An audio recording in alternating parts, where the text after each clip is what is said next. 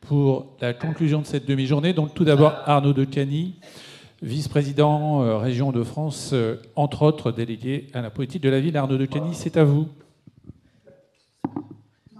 Tout d'abord, merci à l'ensemble des intervenants, à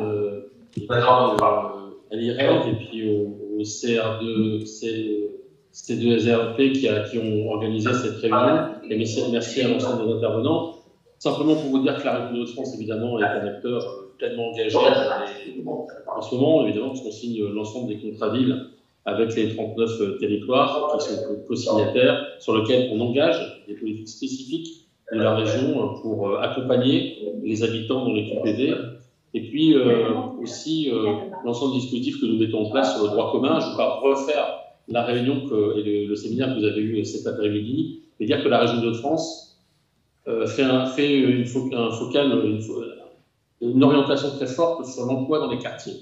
Vous avez compris, j'ai à la fois la casquette de l'apprentissage et à la fois la casquette de la politique de la ville, et c'est pas un hasard, parce que notre ambition, c'est de favoriser l'emploi dans les quartiers, d'abord par le repérage, qui est très important, le travail qui doit être fait aussi sur les NIP, sur celles et ceux qui sont sans stage, sans formation, sans emploi, et qui sont les invisibles. Tout ça dans un contexte où, dans les années qui vont venir, on va avoir besoin de main-d'œuvre pour l'ensemble du développement économique de la région de Hauts-de-France. Et c'est important que, évidemment, celles et ceux qui sont très éloignés de l'emploi, on les accompagne pour que demain, ils puissent mieux s'insérer dans l'entreprise, mieux s'insérer dans leur vie active, et puis évidemment, le développement personnel de leur famille. Donc voilà l'engagement que nous avons. Donc, nous avons des dispositifs avec les fonds européens, comme sur l'autorité de gestion, notamment sur les NIT, avec le FSE+. J'invite évidemment l'ensemble des interlocuteurs à se saisir de ces dispositifs que nous mettons en place. Et puis l'apprentissage, c'est aussi une vraie opportunité. Et ça, je peux vous en parler en tant qu'élu local, parce que je suis dans un arrondissement de la Sambre-Avesnois qui est en forte difficulté. Et aller chercher des jeunes, en leur disant que vous allez vous former tout en ayant un emploi, ça porte ses fruits, parce que nous sommes vraiment en train de développer l'apprentissage sur l'ensemble du territoire. Et aujourd'hui, ces jeunes, écoutez, ils se forment, mais cette formation, elle se fait aussi dans un cadre où ils ont quelque chose de concret avec un emploi à la clé. Et nous avons aujourd'hui besoin de l'ensemble de cette jeunesse, parce que nous avons beaucoup d'offres des entreprises pour des contrats d'apprentissage. Et malheureusement, nous avons aujourd'hui des jeunes qui rechignent à aller vers certains métiers. Je pense à l'industrie, je pense à la restauration, au service, à d'autres métiers sur lesquels il va falloir aussi faire la promotion des métiers et aller vers, dans la mesure où il faut faire connaître ces métiers, parce que des fois, les jeunes ne connaissent pas bien tous les métiers. Bref, il y a beaucoup d'enjeux, il y a des politiques de droit commun, et nous avons tous besoin, avec l'ensemble des partenaires qui sont aujourd'hui présents, de se coordonner pour avoir des politiques de droit commun, et puis les politiques spécifiques que nous mettons en place pour venir accompagner, arrondir et adapter sur les territoires l'ensemble de nos dispositifs pour, encore une fois, l'enjeu, c'est accompagner les personnes dans les quartiers, notamment les jeunes, qui sont évidemment l'avenir de notre pays et de notre région. Merci. Merci, Monsieur Decany. Moi, je voulais revenir sur les éléments, je sais un peu les messages qu'il tenait à faire passer, qui sont en miroir de ce que j'avais évoqué avec vous en introduction, qui sont l'expression volontariste qu'a l'État et qu'incarne le préfet de région sur la mobilisation des moyens que nous pouvons avoir, et on parle depuis tout à l'heure des moyens de droit commun, à destination de ces publics. Alors on parle de ces publics de manière assez un petit peu désincarnée, et je remercie les intervenants qui ont pu, au travers des exemples exprimés à la tribune, montrer des incarnations concrètes derrière le terme générique public. Il y a des réalités humaines très variées, mais qui ont en commun toutes de nécessiter d'être accompagnées, d'être entendues et de trouver une réponse appropriée. Et pour ça, les moyens de l'État ont vocation à être mobilisés en ce sens-là, dans des approches territoriale adaptée. Au niveau régional, on est là pour impulser, pour orienter les moyens, mais ça ne peut pas se faire sans les relais départementaux et après par bassin.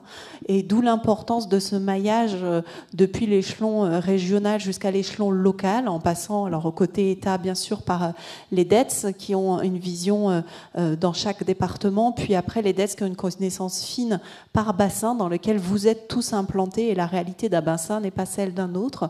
C'est ce qui fait d'ailleurs que l'année dernière, on parlait de dynamique, on est quand même sur une dynamique positive sur ces sujets-là. 2024, c'est bien évidemment le renouvellement des contrats, mais c'est la suite des précédents contrats, la suite d'une mobilisation forte de l'ensemble des acteurs et des moyens de l'État au profit de ces publics.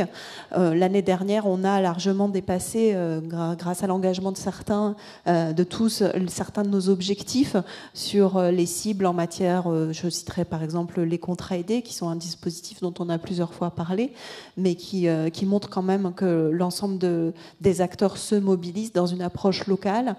2024, c'est le renouveau des contrats de ville, mais c'est aussi la mise en place de la loi pour le plein emploi, qui, côté État, est vraiment l'occasion, l'outil sur lequel on va s'appuyer pour aller encore plus loin, poursuivre cette dynamique en renforcement de l'approche collective. Alors, il se trouve qu'en région Hauts-de-France, on a, et c'est très bien, cette pratique qui est installée déjà depuis plusieurs années.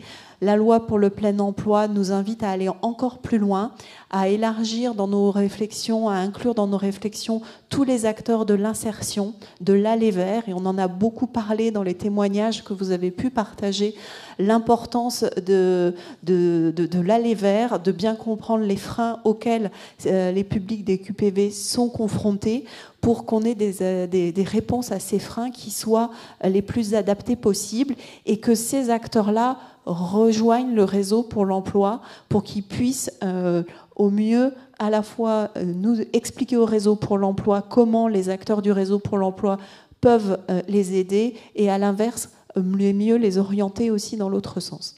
Donc voilà les messages de conclusion que je retiens de cette journée. Je vous remercie beaucoup pour votre présence et pour la richesse des expériences qui ont pu être portées à la connaissance des uns et des autres.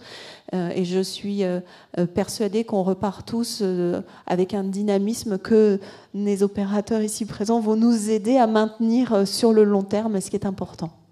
On va maintenir la flamme. Et sans rapport avec... Monsieur Dom, la parole est à vous. Monsieur Dom, préfet de région Hauts-de-France. Est-ce que la caméra fonctionne ? Alors, nous, on vous voit, on vous entend très bien. Eh bien, très bien. Merci beaucoup. Mille excuses pour le quart d'heure de retard. Je crois que c'était à 17h. Je comprends que la collègue de la direction régionale s'est exprimée juste avant. Je voulais, moi, simplement saluer cette initiative qui a été prise dans le cadre de cette rencontre régionale sur le renouvellement des contrats de ville et d'évoquer notamment au sein des contrats de ville concernera les problématiques d'emploi et de formation. Comme vous le savez, on est sur un des piliers historiques des contrats de ville, mais qui, en vérité, on peut se dire, ce que je dis là est valable France entière et pas spécialement sur notre région, mais où c'est pas forcément toujours le plus simple, et que parfois la mobilisation des contrats de ville, c'est surtout faite sur des choses d'abord autour des projets de renouvellement urbain, et que on a un vrai sujet de mobilisation, de focalisation, de promotion des politiques de l'emploi en direction des publics QPV. Comme ça a été rappelé, il y a des mesures spécifiques en faveur de l'insertion des personnes qui résident dans les QPV. Je vais y revenir dans un instant. Je voudrais d'abord saluer le fait que dans le cadre des nouvelles contractualisations et de la nouvelle géographie prioritaire, on peut constater qu'il existe un accroissement de la population en géographie prioritaire à l'échelle de la région, avec presque 54 000 habitants de plus, 9 quartiers prioritaires en plus et 4 communes entrantes. À certains égards, on peut s'en satisfaire évidemment, puisque ça veut dire que les pouvoirs publics, l'État, mais aussi les collectivités locales vont pouvoir avoir une attention particulière pour ces quartiers, notamment pour les quartiers entrants, mais c'est aussi malgré tout aussi une forme de difficultés sociales qu'il nous faut prendre en compte et qui ont pu difficultés particulières qui a pu rejaillir à l'occasion notamment des violences urbaines de juin-juillet 2023. Autour de cette question de l'égalité des droits entre habitants, quel que soit leur lieu d'habitation, il y a évidemment les enjeux d'emploi et de formation professionnelle qui sont absolument centraux et que ces enjeux doivent pouvoir être pris en compte de manière encore plus forte dans les nouveaux contrats de ville qui s'appellent Engagement quartier 2030 selon la phraséologie en cours maintenant. L'insertion professionnelle est en effet au cœur de l'inclusion sociale avec 96 000 demandeurs d'emploi suivis par France Travail habitant dans les territoires prioritaires de la ville, une augmentation de 0,8% sur un an. Il y a là toute la mesure du sujet. Je voudrais, moi, avoir un zoom particulier dans mon intervention sur 3 dimensions. La dimension des emplois francs, des emplois aidés dans le secteur non marchand, qu'on appelle maintenant les PEC, les parcours emploi compétences, et également le contrat d'engagement jeune. S'agissant des emplois francs, en 2023, la région des Hauts-de-France a été une des régions françaises qui a le plus performé avec un taux de réalisation important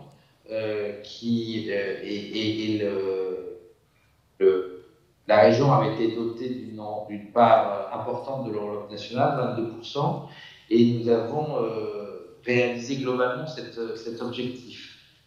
En 2024, nous sommes à nouveau sur un volume d'emplois francs particulièrement important puisque nous sommes à un objectif théorique attendu de 23,1%, soit une augmentation de 1,1 point de notre objectif de l'an dernier. Pour être très clair, il faut qu'on passe la démultiplier pour atteindre cet objectif, mais au-delà d'avoir une vision, j'allais dire, un peu simplement numérique et de management par le nombre, c'est surtout pour les personnes résidant dans ces quartiers qui doivent pouvoir, grâce aux emplois francs, pouvoir être embauchés avec notamment tout l'enjeu que l'on peut connaître, qui peut malheureusement exister, d'une forme de sélection adverse par rapport à l'adresse. Je rappelle que pour une entreprise, et comme vous le savez, c'est des choses à mettre en valeur et les collègues de la DRET, je remercie les collègues de la DRET et de France Travail de diffuser largement les petites infographies qui mentionnent notamment les restes à charge pour les employeurs, puisque le financement octroyé par l'État est très intéressant. 15 000 euros sur 3 ans pour un CDI, soit 5 000 euros par an, et 5 000 euros sur 2 ans pour un CDD d'au moins 6 mois. Et on voit bien que quand on est sur des emplois qui, en fait, sont des emplois de début de carrière, il y a un intérêt manifeste à ce type de mesure. Quand j'ai évoqué le pourcentage théorique attendu de 23,1%, ça signifie 5800 aides à attribuer. Et donc, je salue l'ensemble des acteurs du territoire assemblés aujourd'hui parce que c'est grâce à vous que nous pourrons atteindre ces objectifs. Et nous devons faire cet effort dans les 5 départements de la région. Évidemment, il y en a qui ont plus de quartiers politiques de la ville que d'autres, évidemment, mais on a réparti les choses de telle manière que l'on doit pouvoir se mobiliser. Les emplois aidés dans le secteur non marchand, sur proposition de la DRET, j'ai fixé un taux de prise en charge le plus élevé de ces emplois aidés pour les habitants des QPV. Dans le secteur non marchand, cette rémunération sera prise en charge à hauteur de 50% du SMIC horaire brut par l'État.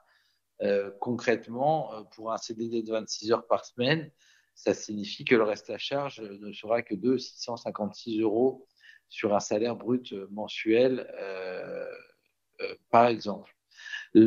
Enfin, je voudrais évoquer la question des contrats d'engagement jeunes.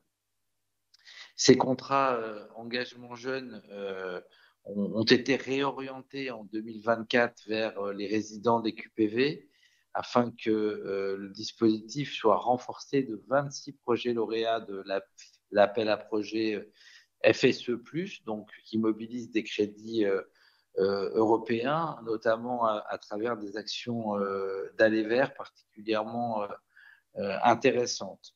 La région des Hauts-de-France voit ainsi des dotations maintenues à la même hauteur que l'an dernier, alors même que pour les départements qui avaient pu voir de leur population prioritaire diminuer, les choses eussent pu diminuer. Un sujet que nous avons, notamment grâce à ces contrats d'engagement jeunes, c'est de pouvoir contribuer à la lutte contre les inégalités, les discriminations, et ensuite garantir une véritable égalité des chances pour les jeunes concernés, à travers en particulier un certain nombre d'actions qui contribuent évidemment à une forme d'unité républicaine et d'évitement de certaines tendances centrifuges qui peuvent arriver malheureusement dans notre société contemporaine. Un des sujets sur lesquels je voudrais conclure, c'est évidemment l'implication remarquable de l'ensemble des acteurs. J'étais hier au Césaire. Je veux saluer l'implication des acteurs du service public de l'emploi, l'ancien Pôle emploi devenu France Travail, mais aussi en matière de personnes, de suivi de jeunes, les missions locales. Cap emploi pour les personnes en situation de handicap, ça c'est tous les partenaires du service public de l'emploi, mais aussi en intégrant les conseils départementaux s'agissant des bénéficiaires du RSA, le conseil régional évidemment dans son rôle sur la formation, mais également l'ensemble des autres acteurs locaux, communes, intercommunalités, notamment grâce à leur CCAS ou CIAS. Et enfin, sincère remerciement à l'IREV et au C2RP pour l'organisation de cet événement qui doit pouvoir permettre d'enrichir la réflexion sur la prise en compte de cette thématique emploi dans ces nouveaux pactes engagement quartier 2030, ces nouveaux contrats de ville, en insistant évidemment une dernière fois sur l'ensemble des dispositifs que j'ai mentionnés, emploi franc, emploi aidé dans le secteur non marchand, contrat d'engagement jeune, mais notamment, comme je le disais, les emplois francs, puisque pour celles et ceux qui ont pu connaître la première version des emplois francs il y a quand même une petite dizaine d'années, on voit bien que cette nouvelle version est vraiment de nature, par son assouplissement, à pouvoir répondre, du moins je le crois, à l'ensemble des objectifs qui lui sont assignés. Voilà ce que je voulais vous dire en conclusion de vos travaux, et je vous rends la parole parce que comme je suis à distance, je ne sais pas très bien comment tout ça s'articule en présentiel. Merci Monsieur le Préfet pour ces mots de conclusion pour cet après-midi de travail.